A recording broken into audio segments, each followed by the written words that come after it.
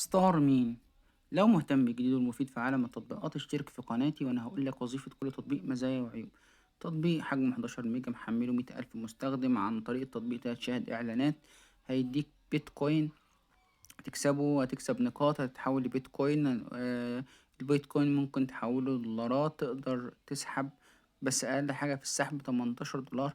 كل حاجة بتعملها مهام بتطلب منك على التطبيق ده تاخد عليها نقاط، النقاط دي تقدر تعملها بيتكوين او لدولارات. طبعا بعد ما تحقق اول 2 دولار بتلاقي الدنيا باظت معاك، وكأن ايه، خلاص كده التطبيق هيقفل منك.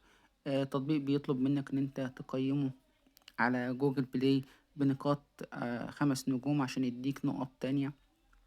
تطبيق كله نصب في نصب، محدش سحب حاجة عشان اقولك مثلا ايه، اشتغل على التطبيق ده واكسب منه او هتربح فلوس. لا، كل التطبيقات اللي من الفئة دي بتخليك تشاهد الاعلانات وتكسب هي من وراك، وفي نفس الوقت ما بتديكش اي حاجة. ولو اديتك مرة ما بتديكش، ولو اديت لواحد ما بتديش ل20,000 واحد.